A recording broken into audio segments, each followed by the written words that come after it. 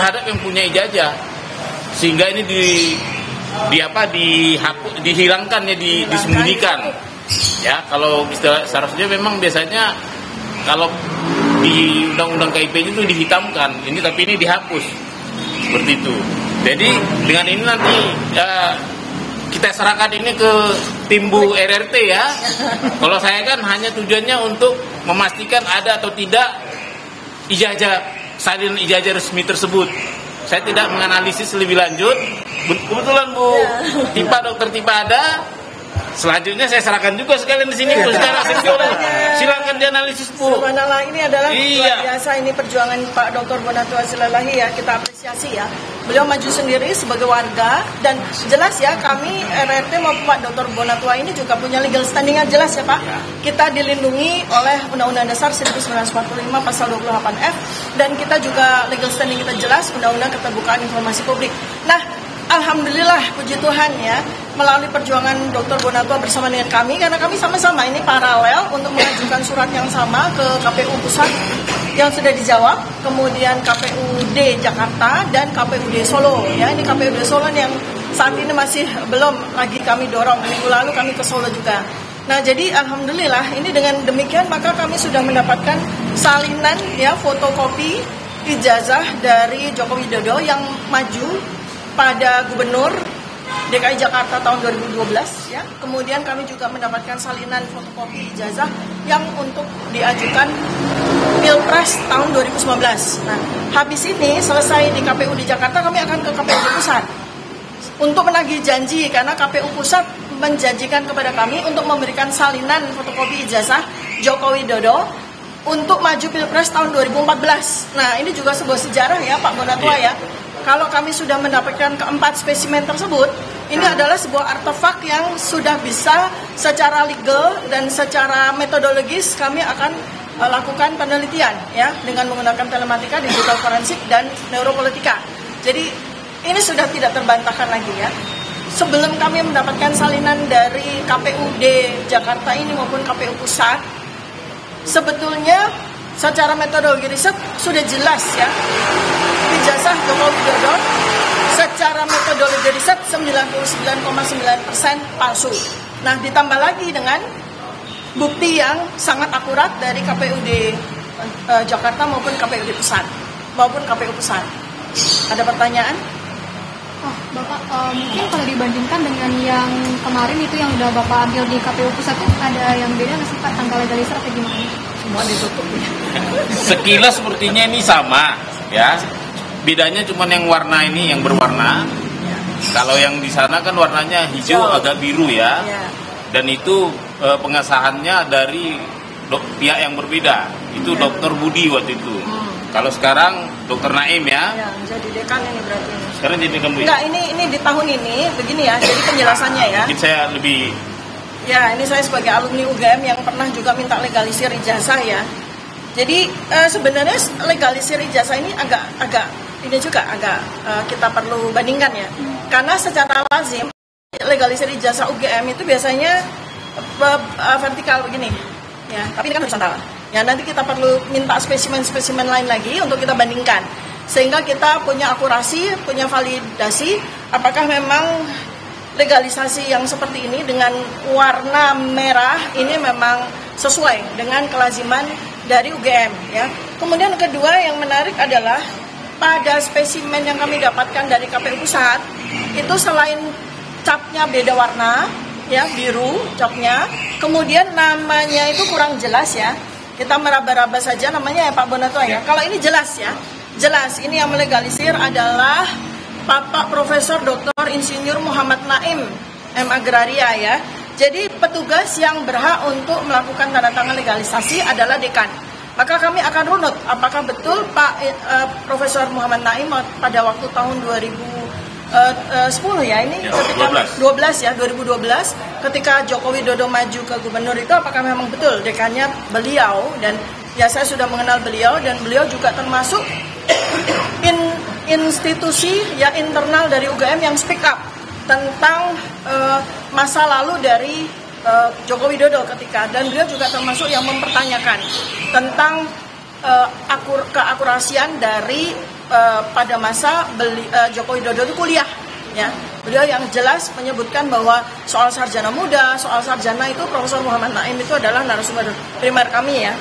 Nah, kemudian yang aneh itu ya, ini kok ada konsistensi keanehan, ya. Jadi yang konsisten itu keanehan aja, yang ketidaklaziman dan aneh sekali, ya.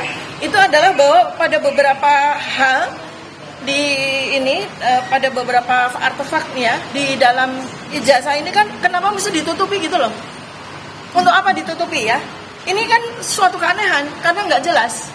Ya, misalnya seperti tanda tangannya Profesor Yakob sebagai rektor waktu itu, tanda tangan dan materai dari Profesor Dr. Sunardi sebagai dekan UGM, ya, termasuk materinya juga di blog seperti ini.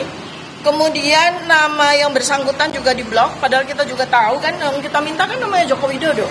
Ya, ini nomor mahasiswanya juga diblok, untuk apa gitu ya. Kemudian sekali lagi konsistensi keanehan adalah tidak ada nomor induk mahasiswa yang sebelah kanan. Ini nomor induk mahasiswa sesuai dengan urutan universitas. Ya, di sini juga diblok. Seharusnya ini ada kan, Anda lihat ya, tapi ini diblok. Ya, jadi ini aneh sekali. Untuk apa? KPUD Jakarta melakukan hal ini itu untuk apa? Karena spesimen seperti ini secara lengkap sudah pula kita dapatkan.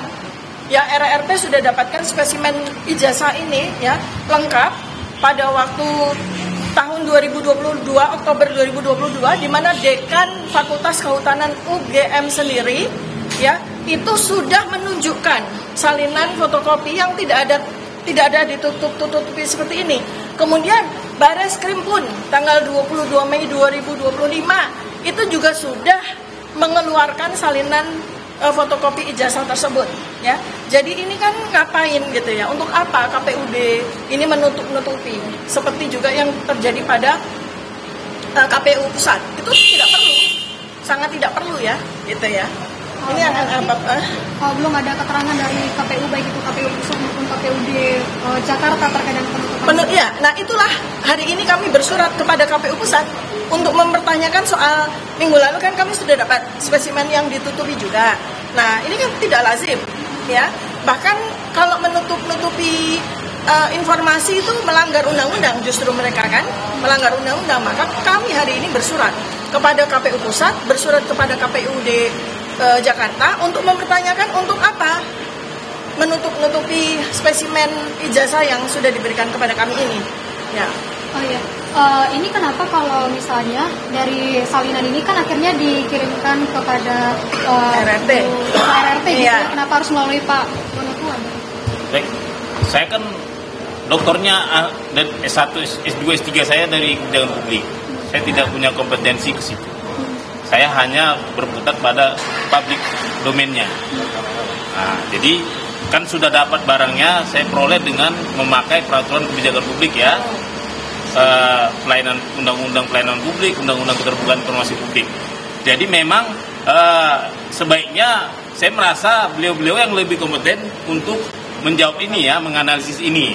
Tentunya ini kan akan melalui serangkaian analisis, misalnya foto, ya. Bentuk wajah macam segala, huruf macam segala, itu termasuk kegiatan-kegiatan yang tidak saya kuasai.